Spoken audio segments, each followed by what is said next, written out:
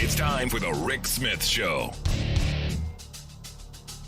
Now, here is the voice of the working class, Rick Smith.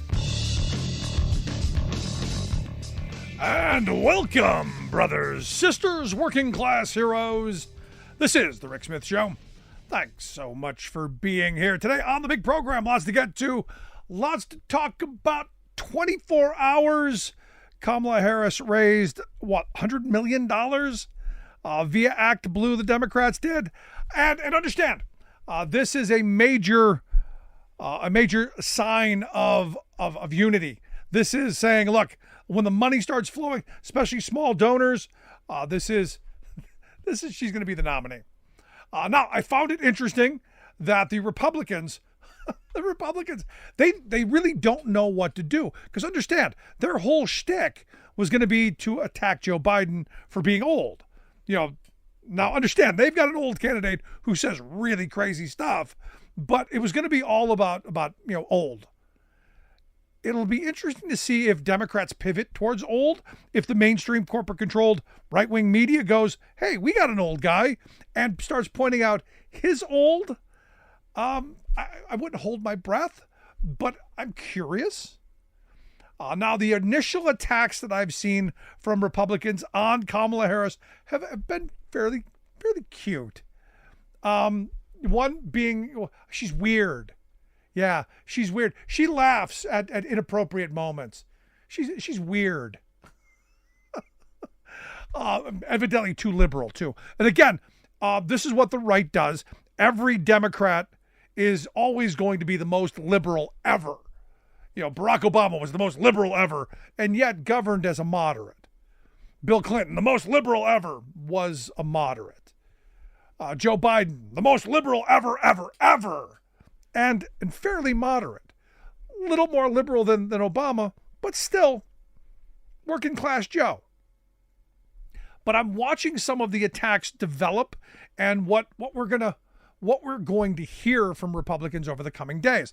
The plastic straws. You can hear a lot about plastic straws and carbon taxes. I can hear a lot about that. Maybe even they bring stoves and light bulbs back for all we know. But they've also come out and said, she's going to go after Trump's tax cuts and they're going to raise taxes on you without looking themselves in the face and going, hey, but we got a tax plan that would just basically eviscerate the working class.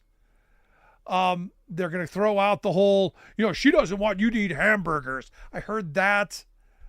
All the way down to, and again, that's the ridiculous stuff. But all the way down to the policy stuff that they are concerned about. They want a national right to work law. Republicans have been talking about that for a while. Kamala and the Democrats want to ban that. It's not a good thing. It doesn't help working people. It hurts working people in every instance. So again, it's one of those which side are you on kind of scenarios. Kamala and the Democrats are on the, hey, no, we're not going to keep doing this. And Republicans are, no, we got to double, triple down. I also saw, one of the favorite things is I've actually seen the old J.D. Vance attack of calling her a child. What was that? A childless cat lady. Yeah, because she looks just like a cat lady. But like I said, I'm curious to see where they go. Now, the big question for me personally, and probably for you as well, if she is the nominee, and it looks like she's going to be, it looks like there's no one to stop her, who does she choose as her VP? I've said in the past, I look at those candidates and what is that first major decision? I knew Al Gore was in trouble when he chose Trader Joe Lieberman. I knew Hillary was in trouble when she chose that guy from Virginia. I'm sure you don't remember. His name was Tim Kaine. Not an exciting candidate, not somebody who brought any help to the ticket. Now there's talk, Mark Kelly seems to be at the top. The governor of my state, Josh Shapiro's there. Roy Cooper from North Carolina. There are a lot of names. Gretchen Whitmer with an all-female ticket could be interesting. But I'm still going to go with the, I want Pete Buttigieg.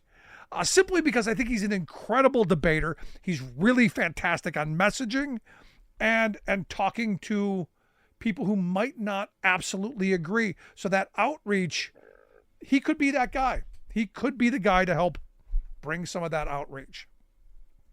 But for me, this will be important because, as I said, this is the first major test of a candidate's decision making. And who's she going to pick?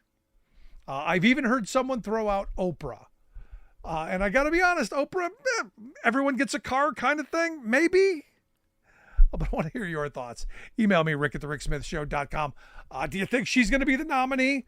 And who do you think she's going to pick for her running mate? And is it a big deal? I want to hear your thoughts. Email me, rick@thericksmithshow.com. Quick break. Right back.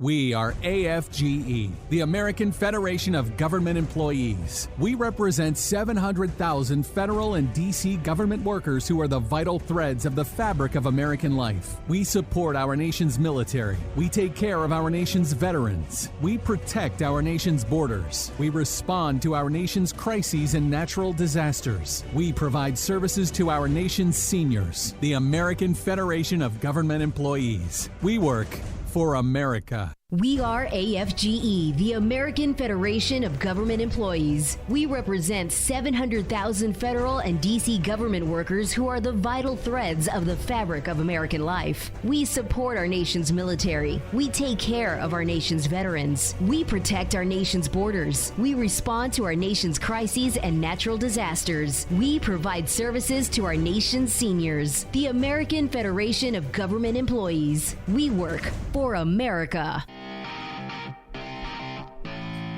Welcome back to the Rick Smith Show. Now, here is Rick Smith.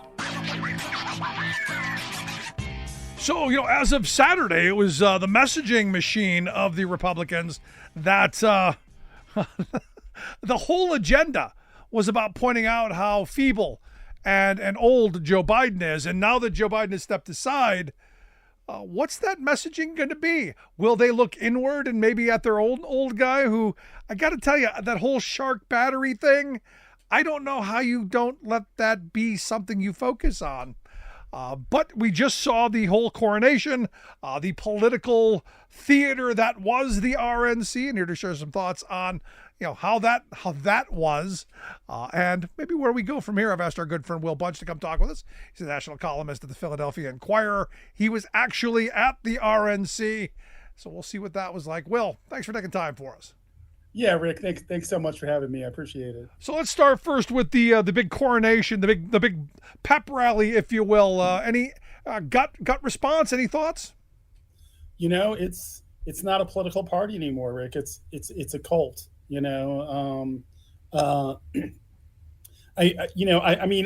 been going to conventions on and off since 1992, and the first convention I ever saw on TV was I saw some of the famous 1968 Chicago convention on TV when I was 9 years old, and the 70s Reagan versus Ford. I watched all those conventions, and the thing is, those conventions had a purpose, right? There were political disagreements that needed to be hashed out. There were serious people took the party platforms. People used to take those things seriously, right? That they would have debates over, the Vietnam War or an abortion plank or gay rights. They would have these debates until 2 a.m. sometimes at some of these earlier conventions, and it really meant something. They had a roll call of the states, and it was a big deal. And at this RNC in Milwaukee, all of that stuff that I just described, the platform, nominating the candidates, they did it all in like the first hour, maybe the first 90 minutes, and then that was it. And then so what do you do for 4 days? Well, you sing to the glory of Donald Trump, right? This whole event was a 4-day deification of Donald Trump. Nobody was getting up there nobody was talking policy. I mean, people were getting up there to talk about how God had saved Donald Trump from this assassination attempt, and that he was truly a blessed figure, and he was the one to lead America, and he's a great grandfather and a great dad, and it was really kind of creepy. It was like what you would expect to hear about some, Eastern European dictator or something like that. This kind of hero worship. And again, going back to old conventions, as you probably know, Rick, it used to be the candidates didn't go at all. I think FDR in 1932 was the first one to show up on the last night and give an acceptance speech. And for years, then they only did that. Then they would show up to accept the nomination. But, Trump was there every night because he had to be the center of attention. Yeah. He had to make this big entrance, with this crazy bandage on his right ear, to the music, and people are all pressing to the back of the arena to get a good view of them. They're holding up the iPhones. And, it's really this, like, for these people, it's like a quasi religious moment. And as somebody who's not part of the cult and just watching this, I found it kind of horrifying, that these people would do anything for their dear leader. And we know from history that usually does not turn out well. Yeah, I found it interesting that people were wearing the Band-Aid or the maxi pad or whatever it is they were putting on their ear. But it's not, something that hasn't kind of happened in the past. I mean, I think back to 2004 when everyone was wearing the Purple Heart Band-Aids and carrying flip-flops with them everywhere. So props are something that they do. I just found it interesting that one of the greatest talking points that Trump had was the fact that, look, honestly, truthfully, someone wanted to kill him. And to trivialize it by wearing, whatever that was on their ear, just, I don't know. Or do you see that differently? No, I kind of tend to agree with you. Although I fully expected that. I was actually surprised that it really didn't take root till maybe the third night. I thought the minute people saw that, they would be rushing out to the CVS to get their own bandages, because that's the mindset. But it was nonstop hero worship, and there's no dissent is brooked at these things, right? It's all about people who used to be rivals or even enemies of Donald Trump. Nikki Haley and Ron DeSantis are made to get up there, and it's kind of a ritual humiliation, That is an excellent way to put it, a ritual humiliation. It is, that's the best way of looking at that. Yeah, and again, that seemed very cult-like to me, and I don't know if you or how many of the listeners out there remember the movie The Manchurian Candidate. Well, they made it twice, but I'm a fan of the original with Frank Sinatra. But these soldiers who were shot down over Manchuria during the Korean War are brainwashed, and they're particularly brainwashed to believe in the goodness of one of their comrades who's actually not a good guy. But whenever they're asked about this guy, they say that he's the kindest, bravest, warmest, most wonderful human being they've ever met in their life. And they all say the exact same words in the exact same way. But I felt like I was watching The Manchurian Candidate up there with the way that these people talked about Donald Trump. I mean, it was just speech after speech, of this format of praising Trump. The only deviation, and this actually, I think, plays into the other thing that we want to talk about, tonight, about what's going on with Biden and Harris and the Democrats, is, there was this hour every night of the convention given over to, quote, ordinary people, unquote. And who almost all of these ordinary people were, all of them really, were people who had a story that they would claim, ridiculously in some cases, but they would claim that Joe Biden was somehow responsible for the death or the rape or the dismemberment or the drug overdose or something horrible that happened to their child or their sister or their family member. Joe Biden's fecklessness, killed my son in Afghanistan. It just went on. And of course, now a week later, all that testimony is kind of useless, right? Because Joe Biden is no longer the candidate. So, but it was interesting. I mean, it's certainly, this alleged kinder, gentler tone that they were supposed to adopt, which I never saw. I never saw it. And a pro-worker tone. I mean, because my Teamsters union, the general president Sean O'Brien was there to give what, look, 2/3 of the speech were things that I say on this program every single night, but the third of it was, for me, just the part that I struggle with. What were you there for that, and what was the tone, do you think, and how was it received? Yeah, that was on Monday, the first night, and I had kind of a credentials glitch, and I was also covering this Heritage Foundation event on Project 2025, which I also think is a big story. So you missed it. So I was not. Well, okay. I was there. I'd actually had made it back. I think I'd made it back to my room in time, because that speech was kind of late in the evening. So I think I made it back to the room and actually saw it on TV. So yeah, I did see his speech, and I mean, they had a bunch of these like one-off speakers who were, people you wouldn't expect would support Donald Trump. Here's the union president. Here's Amber Rose, the social media influencer.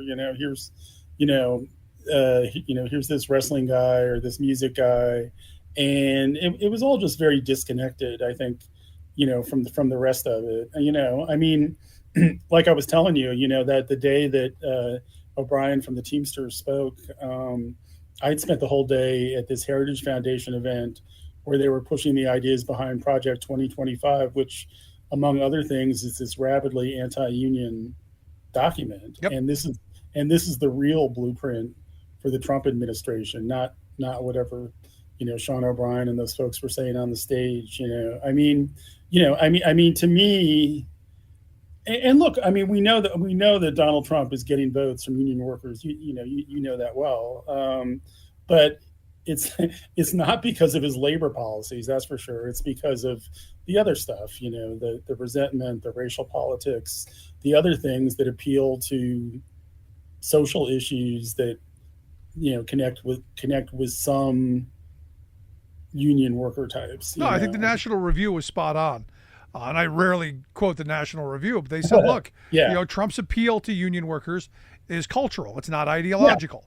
Exactly. And that's, exactly what you were saying. They agree with. So I tend to believe that's kind of it. But let's go back to what you were talking about a second ago, because, the messaging has been Joe's feeble, everything's Joe's fault. It's a hellscape out there. Cities are burning. Everyone's under attack. Crime is running rampant. It's this alternative narrative, this alternative reality and narrative that they've created and they keep reinforcing. Because if you watch that convention, you would think literally the country was burning and everyone was cowering in the corners of their home. Now what do they do now that Biden's not there? It's like I said yesterday, what's the guy who has a warehouse full of Let's Go Brandon t-shirts going to do? Because nobody cares about that anymore. Any thoughts? Yeah. I saw some good stuff on Twitter about people with the F Joe Biden t-shirts. They're out of business now, right? But I would say two things about that. I mean, we can't pretend that they're going to say nothing about Kamala Harris. The one thing, they're obsessed with the border. They claim that, they kind of deliberately misinterpret what her role was in the Biden administration. In the early years of the Biden administration, she was basically the emissary to these Central American countries that we're trying to work with and trying to help them fix their problems. So not so many people leave and make this dangerous journey to come up here. And that's an impossible job. And she wasn't particularly successful at it because frankly, nobody would be, right?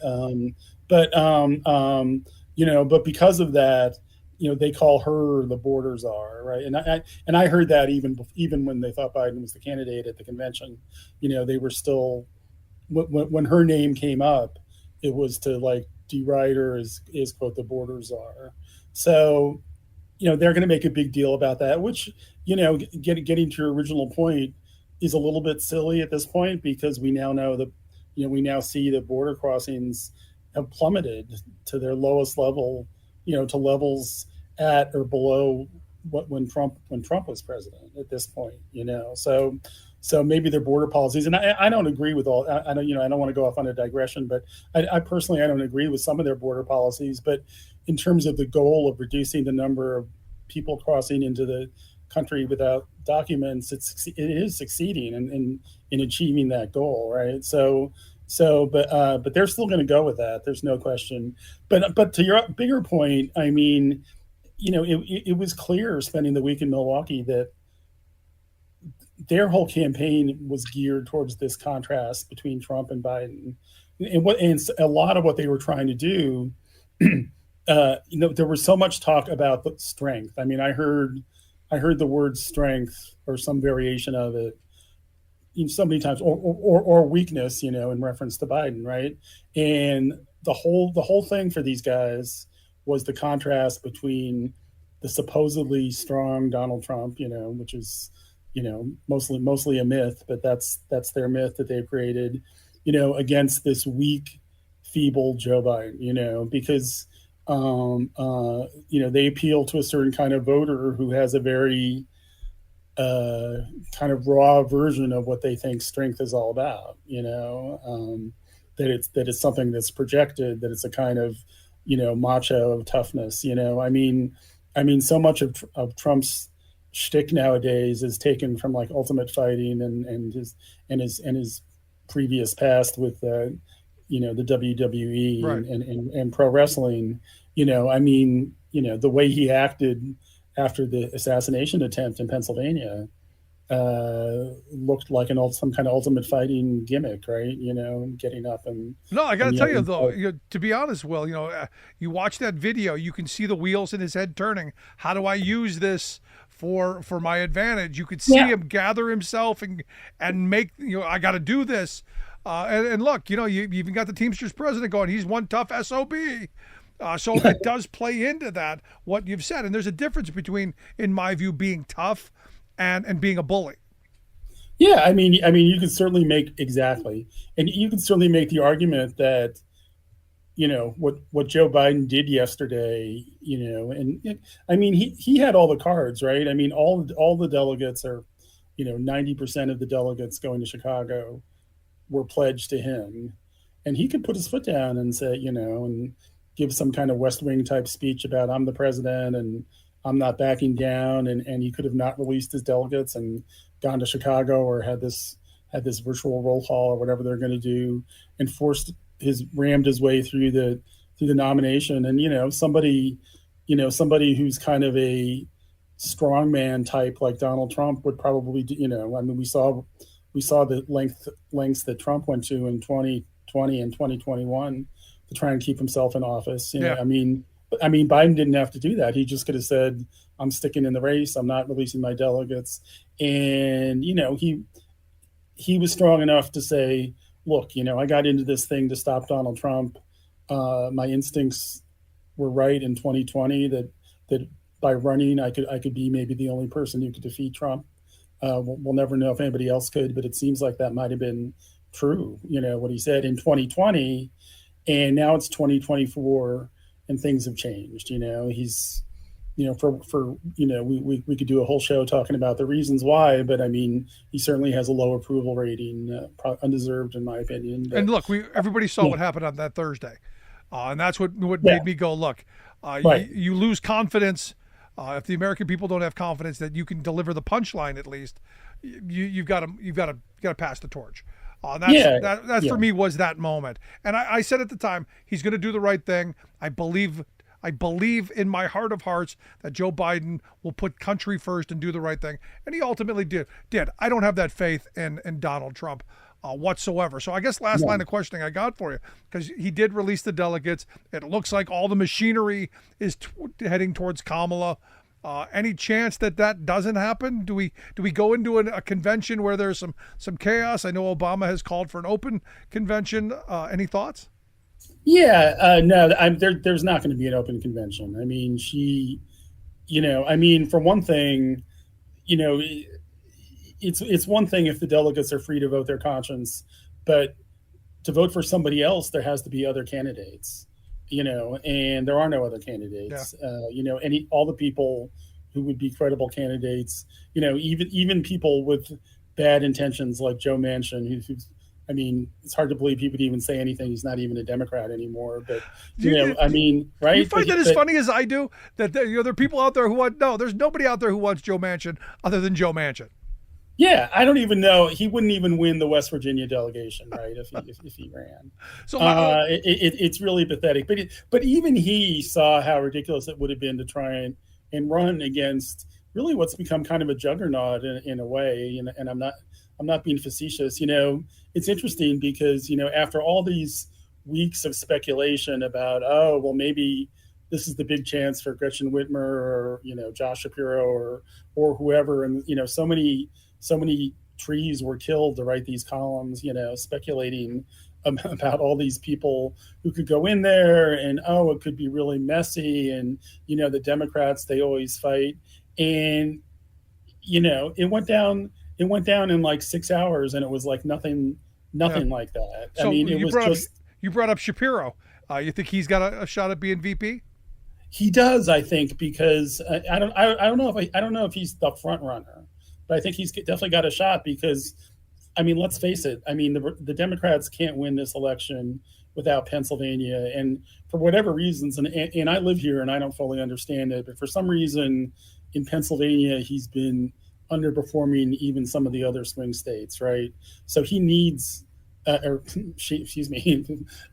after all the changes.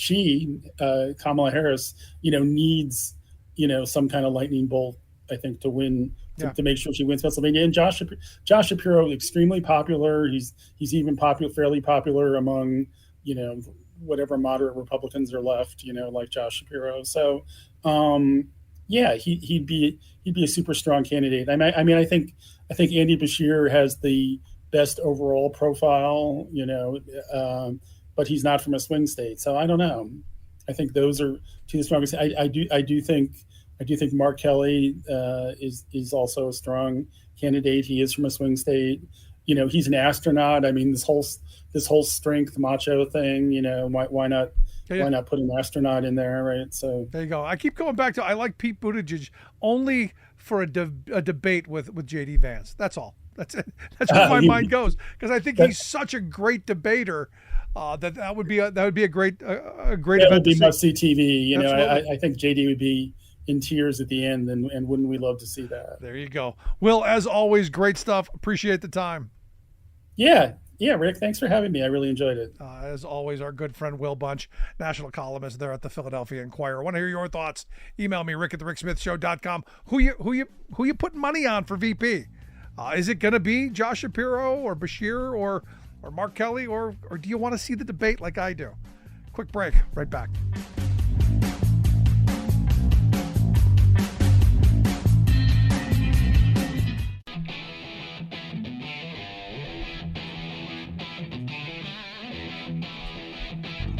Welcome back to the Rick Smith Show. Now, here is Rick Smith. So as we're looking back at the really low energy, low topic, I mean, the RNC convention was, I don't know, it wasn't what I was expecting. It was a lot of political theater, a lot of the sky's falling, doom, gloom, all kind of stuff. But I thought it could have been much more focused. I know they're trying to reach out to working people and pretend like they care. It didn't really land. But I did find something in their platform that I go, yeah, should have done this years ago. Probably should have never done it in the first place. But according to the platform, the RNC, they're calling for an end to most favored nation status for China. Something, again, I've been in favor of getting rid of for a very long time. But the question is will they actually get it done, especially when you've got Donald Trump, who thinks he's Mr. Art of the deal, and then, again, reiterated this fantasy that he forced them to buy all of this stuff. How's that going to play out? And is this an opportunity for nonpartisanship? And here to share some thoughts on this topic and maybe where we go with it, I've asked our good friend Scott Paul to come talk with us. Scott is the president of the Alliance for American Manufacturing, AmericanManufacturing.org, the website. Scott, thanks for taking time for us. Rick, great to be with you. So let's start with the RNC. Any thoughts? Any gut reaction to what we saw, or did you not watch it?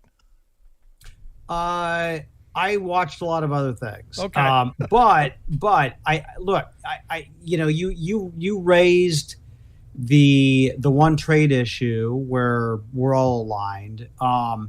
And I think this is important, and this is I guess this is the point that I would make, is that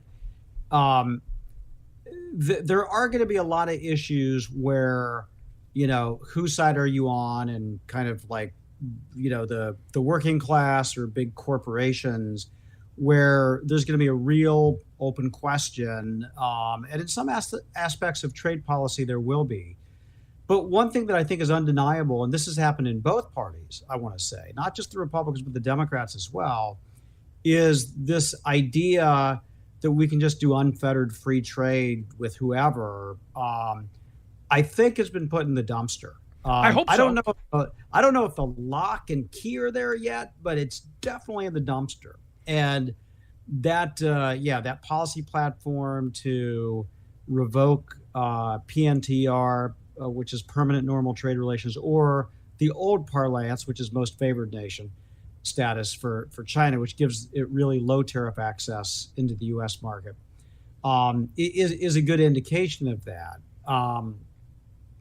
I would say the interesting thing is right now, the House of Representatives, which obviously is under, Republican control, could pass a bill to do that. The Select Committee on China made this recommendation about a year ago. Well, not quite a year ago, but some time ago. And I offered this actually as a recommendation a long time ago, like you, Rick. I was an OG on this, and so this isn't a new idea. But this is one thing I'm glad to see the party platform folks embrace. I have to believe that a lot of the big multinational corporate folks who were there were kind of like plugging their nose when some of this was discussed. And I know we'll get to this, but the Trump's first term had a very mixed record on China, Right. and so it's not. Yeah. No, let me ask you this, because you said that the big corporations were holding their nose. My theory on this is very different. Look, working people have been against this bad idea for a very long time because they're the ones who are taking it on the chin. Obviously, as factories are closing and moving overseas, because again, we didn't lose the jobs. We know where they are. They're over there. Correct. So as working people were losing them, obviously they were against losing them, thus the working class being opposed to these bad trade deals. But corporate America was all on board, all in favor, going, yeah, more profit for us. I see this as a little different, where the turn now, especially for Republicans, and maybe you'll agree or you won't, but I see this as corporate America is starting to take it on the chin, because the Chinese are saying, well, we got our own stuff now. Yeah, we stole yours, or you gave us yours. We don't need you anymore. So this seems to me to be corporate America going, hey, how about coming and helping us and saving us? So I see it a little differently.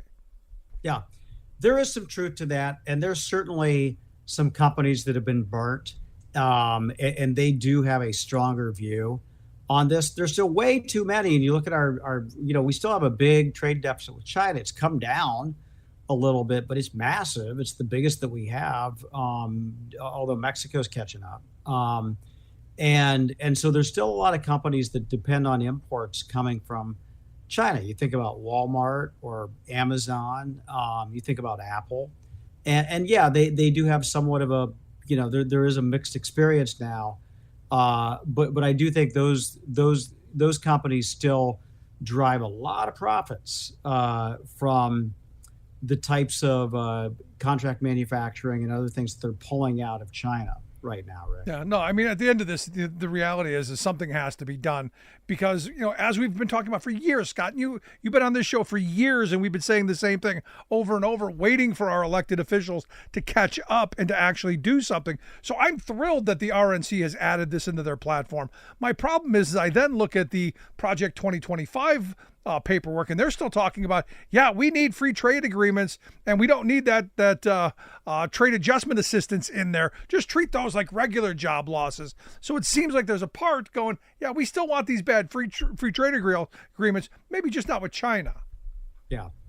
Well, and I think that is true, and that's always going to be kind of the battle for the heart and soul of that party, right? And I think there's inherent conflict there. I'm just going to say they're not alone. No, they're not. Certainly the case in the Democratic Party, but it is alive and well, and let's just kind of lay it out here, because I think that, one side will look at Donald Trump and say he was horrible on China. Another side will look at Donald Trump and say he was the best we've ever had on China. And the truth is, like, he did some things and he didn't do some things, right? I mean, he did put tariffs on steel. That was good. He put tariffs on aluminum. That was good. He put tariffs on some other products. That was good. He stopped putting tariffs on because he got a deal with China, because he said they agreed to buy, tens, if not hundreds of billions of dollars worth of American products. And that literally never happened. I mean, there was no deal that China kept, but he stopped putting the tariffs on once he got that deal. He was for banning TikTok. Now he's against it, it seems, right? He announced with a big flourish this foreign investment coming into the United States, the form of this big Foxconn factory in Wisconsin that literally never materialized at all. It's a glorified warehouse that employs very few people. But he got the photo up, and that's all that matters. Yeah. And even on the tariff amounts, he said 60%. He said, well, I meant to say, 50% won't necessarily be that. And so it's not, there's going to be a China policy. You just don't know what it's going to be. And then saying Taiwan needs to do more. And so I do think that, I don't think that any, kind of like objective observer could look at and say Trump's going to be tougher on China than, like, say, a Harris administration, or that Biden was. In fact, I think you can make the argument in a lot of ways the sanctions that the Biden-Harris administration put on a lot of the Chinese firms and semiconductors have absolutely eviscerated that industry. And they're reeling from that. And so, and then they put big tariffs, 100% tariffs on Chinese EVs and other things like that. And so, I mean, I'm happy when there's a competition of ideas to see who can do more on China. But I think all of your listeners need to, if they're the MAGA types or whatever, they just need to look at this objectively to say, there's some stuff that he did, there's some stuff that he didn't do. Right. And there's some stuff that the current president did really well. And there's some stuff that they still need to do as well. No, look, I give Trump credit for making the issue front and center. I keep saying in 2016, Trump stole Bernie Sanders' message and sadly didn't do enough on it. But there's this idea, and I guess we just have, as Americans, have short-term memories or historic amnesia, because this tariff discussion, there are a lot of people who think this is new. This is just a Trump-Biden thing, and reality, no, it's been around a while. Yeah, it has been. Just no one is empowered to do anything about it. I think that's the difference, right? Is because there was always, and I know because I was a part of this. There were always kind of like pro-worker Democrats who had a really powerful message on this. They just did not have a majority. But they were out in front on this stuff before anybody else. And I have the receipts to prove it. I have all the anti-NAFTA buttons. I have the no blank check for China, no fast track, all of that stuff. And so there was a sizable group, but unfortunately they were overwhelmed by the combination of virtually every Republican at the time,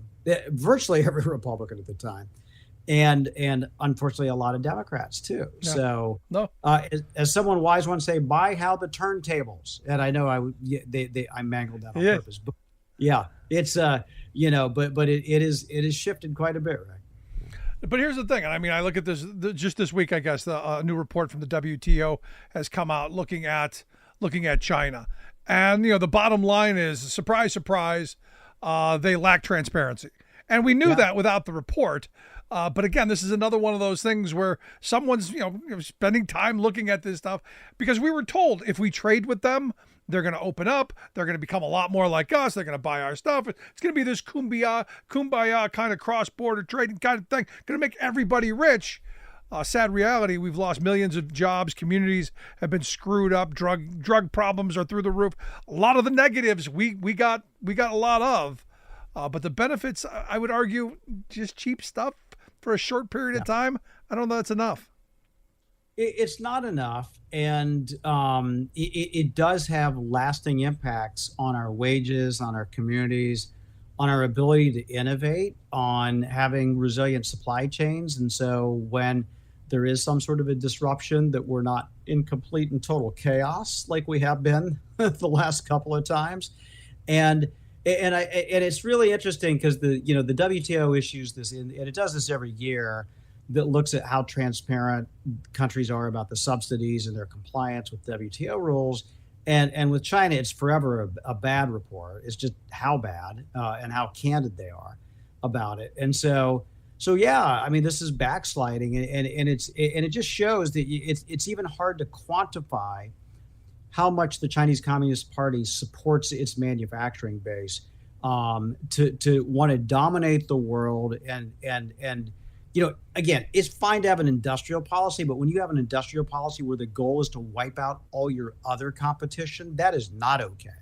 And that's the difference between what the United States is trying to do and what China has done for a couple of decades. But isn't that capitalism, Scott? Isn't that the whole, whether it's communist version of capitalism or a democratic version of capitalism, isn't to be the big fish always eats the little fish?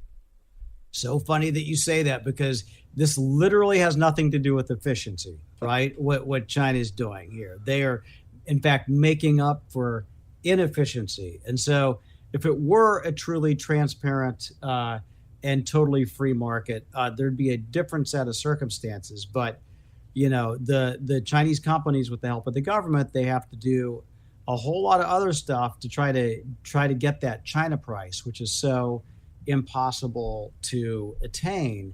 And so, China just completed one of these meetings it does every 5 years, the Chinese Communist Party did.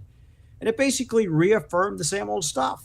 Like, we're going to continue to do, industrial policy stuff in our manufacturing sector that is very mercantilist, that's going to be upsetting the world order on this. And again, it's not because the Chinese firms are more efficient, more agile, or more innovative necessarily, although I don't want to discredit some of the work that those firms have done. But in every case, there's a massive subsidy that they get. And there's also a goal that the government has, again, to wipe out their competition globally. And so that's, they are clearly not complying with the terms under which they entered the World Trade Organization. No, which is why, you hit on a point that I've stopped calling it all cheap plastic garbage that comes from China, because they have now reached a point, because they have the manufacturing, they've got people who do some tinkering and some different ideas, to where now they're innovating at a lot faster pace than they ever have before. And I fear, the thing that we were supposed to be the best at, this idea of innovation, creating the next great products and the next great everything, that we're losing some of that advantage while they're gaining it, simply because they have the manufacturing base. Right. Yeah, case after case. And you just set this up perfectly. Solar, we invent the technology, we do the innovation. China has somewhere between 80 and 90% of the global market now. Drones, we have all sorts of whiz-bang cool stuff that we can show that the Defense Advanced Research Project agency can do, and all these other NASA and all this other stuff. China has like 90% of the world drone market, and so it's in industry after industry. This is totally the case where we've done the innovation, we've done the amazing design, and then the technology has been transferred to China. It's been scaled up, and all of our efforts have been wiped out, and we have to start from scratch. And that's not a sustainable model. We got it. Which is why I'm glad we are putting our foot down in a number of these industries like semiconductors. No, it's great. Look, this administration, in my view, again, you don't have to come along for this, has turned the corner and has been transformational in having something of an industrial policy that's going to put us on the right track. So we reshore some of this stuff and save some of the jobs we already have, which gives me to pivot to this story about this Cleveland Cliffs in West Virginia, which was supposed to, close down a tin mill, but now is being repurposed. Tell me the story here. Yeah. So first, the bad news, which was that, things are still rough in the global metal trades. And so the tin industry in the United States have been devastated by imports, and Cleveland Cliffs needed to lay off, unfortunately, and indefinitely idle a tin mill in West Virginia. You think you'd want the ability to make cans? Did we learn nothing from this pandemic, Rick? I mean, man, but no, we did not have the tariff support that we needed. But to its great credit, I think Cliffs, the steelworkers, some local officials worked out a plan where they can build transformers there. And there's a massive demand for transformers. And because of some rules that people like Senator Sherrod Brown pushed for, a lot of that material has to be made in the United States. And so it created a new market. This is the perfect example of what we call market shaping. And Cliffs is going to take advantage of that, is going to put people back to work. 600 steelworker jobs in the panhandle of West Virginia.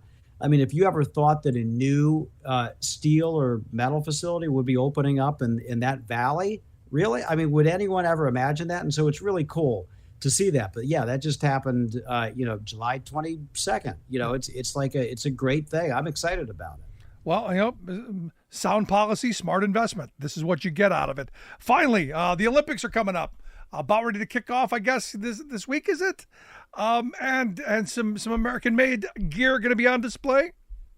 Yeah, Rick, I know you're there for the break dancing and for the synchronized swimming, so you'll be watching along with me.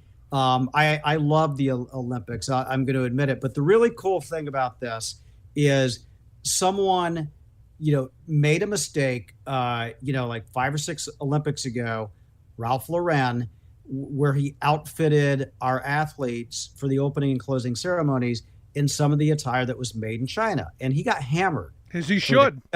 He got called out, and we called him out, and officials called him out, Democrats and Republicans. I would say, to his great and everlasting credit, he's like, I'm never going to do that again. And so their outfits, and they're representing the United States. So LeBron James, when he's holding that flag, is going to be from head to toe wearing fully made in America garments, shoes from Maine, a belt from Oregon, I think, a beautiful spiffy jacket that's made by a company that also makes military uniforms, the dress uniforms in New York. And the list goes on. And we have it on our website.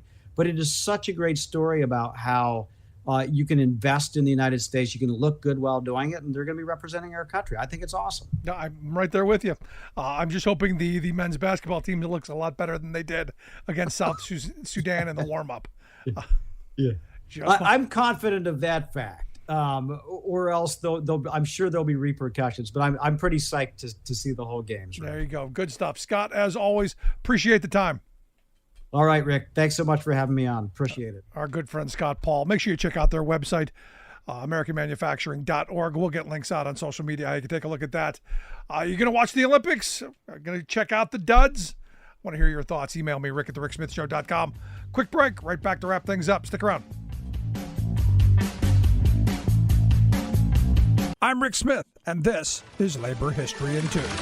On this day in labor history, the year was 1877. That was the day that a mob began an attack on Chinese workers in San Francisco that killed 4 people. During the mid-1870s, a depression swept across the nation. White workers from the East Coast headed west, many to San Francisco, hoping to find a job. Skilled Chinese workers who had completed their labor on the Transcontinental Railroad also came to the city. There, the Chinese laborers found work in trades like cigar making and also open laundries. Resentment against the Chinese workers grew in the city's white working class. In the summer of 1877, workers on the East Coast railroads walked off their jobs after their wages were cut repeatedly. A wave of labor militancy washed over the nation. Historians often refer to that summer as the Great Upheaval, a time where capital and labor literally battled in the streets. In San Francisco, the Workingmen's Association, a socialist workers' organization, called for a rally in front of City Hall.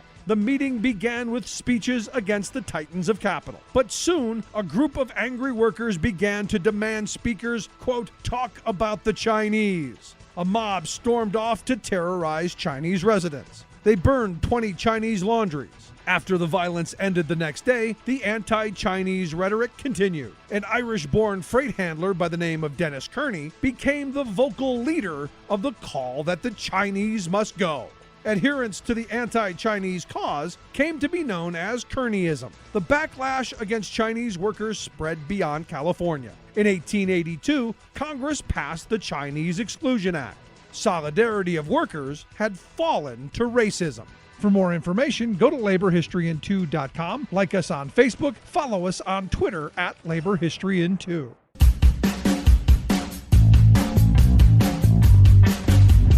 Welcome back to The Rick Smith Show. Check out our website, thericksmithshow.com. I know I said at the beginning it was $100 million in the first 24 hours.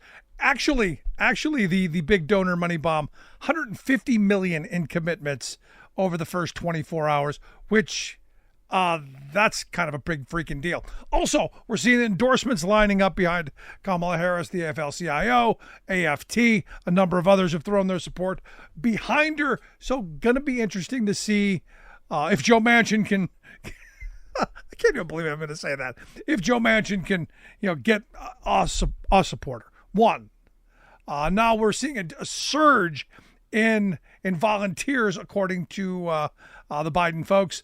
About 28,000 people have signed up to volunteer since President Biden stepped aside. That, again, that energy that I talked about earlier, kind of a big freaking deal, where you're getting 28,000 people going, hey, yeah, let's get this going. Now, for me, I look at the sad reality is the other side, they're reeling.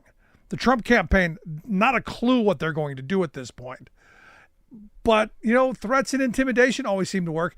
Ohio State Senator George Lang was quoted in the Washington Post and at a rally for J.D. Vance, actually introduced J.D. Vance.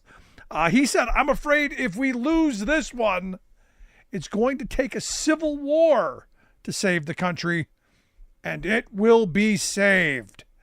And it's that kind of talk of violence that, I don't know, I think may have contributed to their top of the ticket getting some shots thrown at him.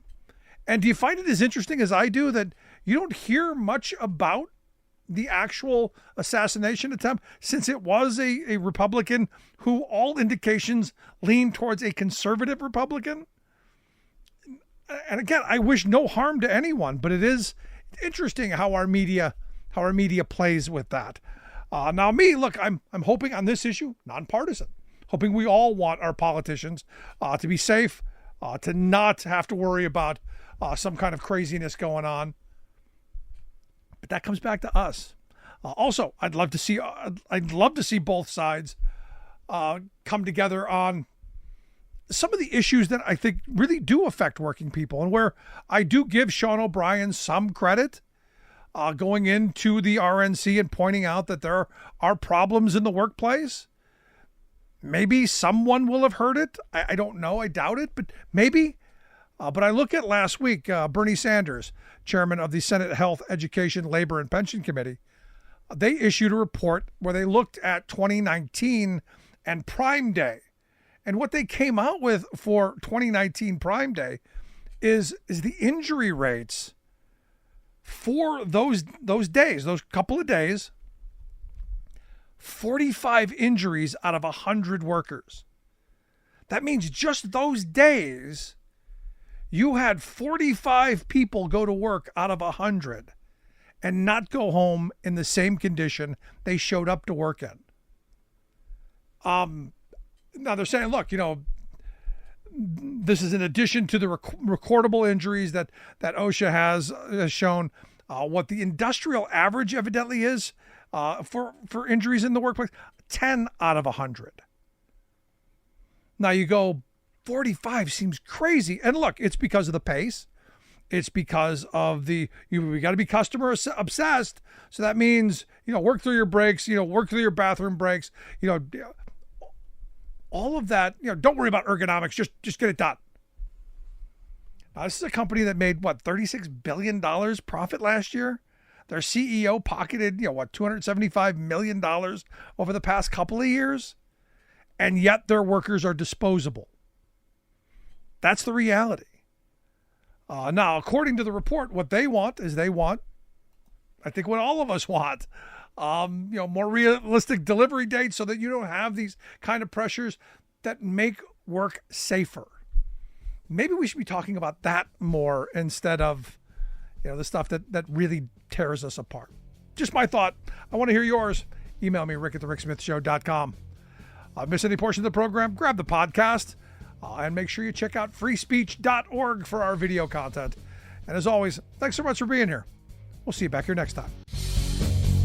You've been listening to The Rick Smith Show. Email Rick at rick@thericksmithshow.com. Until next time, this has been The Rick Smith Show, where working people come to talk.